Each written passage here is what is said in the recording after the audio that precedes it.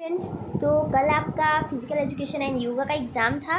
तो क्या आपको भी यही पेपर मिला था सॉल्व करने के लिए? अगर मिला था तो चलिए आइए देख लीजिए कि आपने कितने आंसर करेक्ट किए हैं और कितने आपके गलत हो गए हैं। चलिए स्टार्ट करते हैं। तो पहला क्वेश्चन है कि शारीरिक शिक्षा की भ्रांति है। तो देखिए, शारीरिक शिक्षा की भ्रांति यह शिक्षा है या शिक्षा नहीं है, यह खेल कूद का एक भाग है, इनमें से कोई नहीं। तो इसका राइट आंसर होगा आपका कि यह शिक्षा नहीं है। ठीक है, तो ये आपका राइट आंसर हो जाएगा। चलिए नेक्स्ट क्वेश्चन की तरफ चलते हैं। तो नेक्स्ट क्वेश्चन है, क्या शारीरिक शिक्षा शिक्षा का मुख्य भाग है? तो हाँ है, शारीरिक शिक्षा शिक्षा का मुख्य भाग है। ठीक है, आई होप आपके क्वेश्चन सही हुए होंगे। नेक्स्ट है, क्या शारीरिक शिक्षा में प्रायोगिक भाग है? यानी अब आपको मान लीजिए ये आपने क्वेश्चन पढ़ा हिंदी में, आपको नहीं समझ आया या प्रायोगिक भाग का क्या अर्थ है, तो आपको यही चीज़ इंग्लिश से पढ़ लेनी है कि is there practical in physical education. तो आप समझ गए कि प्रायोगिक भाग यानी प्रैक्टिकल। ठीक है, तो हाँ, इसका ऑप्शन नंबर 2 सही होगा कि शारीरिक शिक्षा में प्रायोगिक भाग है। ठीक है, नेक्स्ट क्वेश्चन है कि आधुनिक समाज में शारीरिक शिक्षा की क्या आवश्यकता है? तो देखिए, इसका ऑप्शन नंबर डी सही हो जाएगा कि देखिए, आधुनिक समाज में शारीरिक विकास, मानसिक विकास और सामाजिक विकास तीनों के लिए शारीरिक शिक्षा आवश्यक है। चलिए नेक्स्ट क्वेश्चन की तरफ चलते हैं। नेक्स्ट क्वेश्चन है हमारा, आधुनिक समाज में शारीरिक शिक्षा की क्या संभावना है? तो आधुनिक समाज में शारीरिक शिक्षा की व्यापक संभावना है। ठीक है, ऑप्शन नंबर ए बिल्कुल यानी कि 1 सही हो जाएगा। नेक्स्ट क्वेश्चन है कि क्या शारीरिक शिक्षा ड्रिल है? नहीं, शारीरिक शिक्षा केवल एक ड्रिल नहीं है।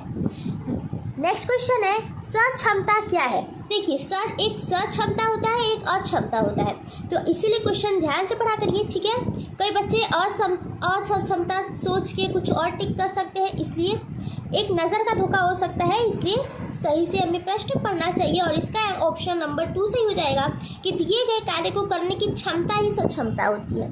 नेक्स्ट क्वेश्चन है, स्वस्थता का अर्थ क्या है? तो देखिए, स्वस्थता का अर्थ है शारीरिक स्वस्थता, रोग से मुक्ति, कार्य करने की क्षमता। ऑप्शन नंबर डी सही हो जाएगा। आप शारीरिक रूप से स्वस्थ क्यों है? क्योंकि आपको कोई रोग नहीं है, और रोग नहीं तो आप कार्य करने की क्षमता रखते हैं। ठीक है, नेक्स्ट क्वेश्चन है, आसन का क्या अर्थ है? तो देखिए, आसन का क्या अर्थ होता है कि ऑप्शन नंबर 2 सही हो जाएगा कि शरीर की स्थिति। ठीक है, आसन किस स्थिति में बैठ के किया जाता है? तो आसन देखिए, आप खड़े हो गए, बैठ कर, लेट कर, कैसे भी कर सकते हैं। ऑप्शन नंबर डी सही हो जाएगा। 11वां, ताड़ासन किस अवस्था में होता है? तो ताड़ ऑप्शन नंबर 3 हो जाएगा सही। ताड़ासन हमेशा खड़े होकर किया जाता है, ये लंबाई बढ़ाने में कारगर सिद्ध होता है। इनमें से पीठ के बल लेटकर कौन सा आसन किया जाता है? तो शवासन। ये क्या होता है कि हम पीठ के बल लेटकर करते हैं। ठीक है, चलिए आगे देखते हैं क्वेश्चन नंबर 13। इनमें से पेट के बल लेटकर कौन सा आसन किया जाता है? तो भुजंगासन आपका ऑप्शन नंबर 3 सही हो जाएगा, पेट के बल किया जाता है। देखिए, प्राणायाम क्या होता है? तो देखिए, दौड़ने की क्रिया नहीं है, सांस अंदर और बाहर लेने की क्रिया है। प्राणायाम किस अवस्था में किया जाता है? लेट कर, बैठ कर, खड़े होकर? तो देखिए, बैठ कर, प्राणायाम बैठ कर किया जाता है। अनुलोम विलोम क्या है? तो यह एक प्राणायाम है। ठीक है, परंपरागत खेल क्या है? तो देखिए, परंपरागत खेल, आधुनिक खेल तो हो नहीं सकते। देखिए, परंपरागत और आधुनिक मेल ही नहीं खा रहा। खेल प्रतियोगिता नहीं, परंपरा से चले आ रहे खेल हमारे पारंपरिक खेल हैं। तो आपके कितने आंसर सही हुए हमें ज़रूर बताइएगा। क्या मोटापा स्वास्थ्य को प्रभावित करता है? तो हाँ, मोटापा स्वास्थ्य को प्रभावित करता है। मोटापा मनुष्य में किस उम्र में होता है? तो मोटापा किसी भी उम्र में देखा जा सकता है। जीवन, ऑप्शन नंबर डी सही हो जाएगा। जीवन शैली प्रभावित होती है रहन सहन से, खान पान से, वातावरण उपयुक्त सभी। तो सभी आप कैसे रहते हैं, अपना जीवन कैसे व्यतीत करते हैं, क्या खाते हैं, पौष्टिक आहार लेते हैं नहीं लेते हैं, कैसा वातावरण में रहते हैं, तो इन सब से आपका जीवन शैली प्रभावित होता है। क्या स्वास्थ्य शारीरिक गतिविधि से प्रभावित होता है? तो बिल्कुल होता है। ठीक है,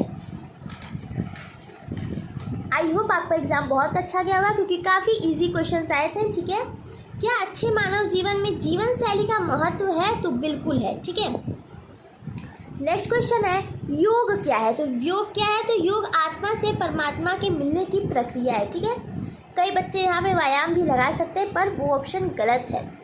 अष्टांग योग की शुरुआत किसने किया था? तो अष्टांग योग की शुरुआत ऋषि पतंजलि। ठीक है, महर्षि पतंजलि।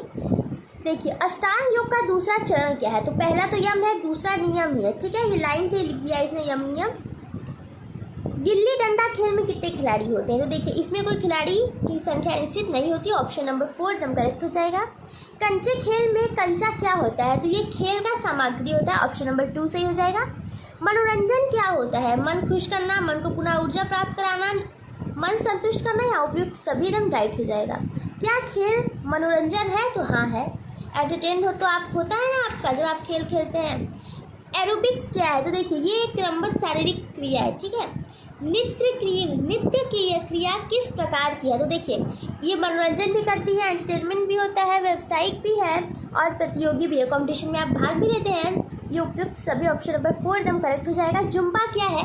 तो ये एक नृत्य है, ठीक है। एरोबिक्स किया जाता है तो आप इसे सॉन्ग के साथ भी कर सकते हैं, ग्रुप में भी कर सकते हैं और फिजिकल एक्टिविटी यानी शारीरिक गतिविधि से भी कर सकते हैं। उपयुक्त सभी ऑप्शन नंबर डी करेक्ट हो जाएगा। कुंभक क्या होता है? तो कुंभक यानी सांस रोकना। योग दिवस कब मनाया जाता है? तो योग दिवस आपको 21 जून को मनाया जाता है। ऑप्शन नंबर 2 सही हो जाएगा। शारीरिक शिक्षा का क्या उद्देश्य है? तो शारीरिक शिक्षा का उद्देश्य शारीरिक, मानसिक और सामाजिक सभी यानी उपयुक्त सभी का विकास करना है। शारीरिक शिक्षा का क्या अर्थ है? तो शारीरिक शिक्षा का अर्थ है शरीर का ज्ञान, खेल का ज्ञान, समाज का ज्ञान नहीं, मनुष्य के समग्र विकास का ज्ञान। शारीरिक शिक्षा का लक्ष्य क्या है? समाज का विकास, मानव का समग्र विकास, परिवार का विकास, अभी ऊपर मैंने बताया मानव का समग्र विकास, ठीक है। आगे चलते हैं। नेक्स्ट क्वेश्चन है इनमें से कौन शारीरिक और सक्षमता का अंग है? तो देखिए गति आपका शारीरिक सक्षमता का अंग है। नेक्स्ट क्वेश्चन है आपका क्या शक्ति शारीरिक सक्षमता का भाग है? तो बिल्कुल है। क्या शारीरिक सक्षमता एवं स्वस्थता का अर्थ एक ही है? नहीं, शारीरिक सक्षमता और स्वस्थता अलग अलग है। इनमें से कौन शारीरिक सक्षमता को प्रभावित करता है? तो खान पान नहीं, सिर्फ खान पान।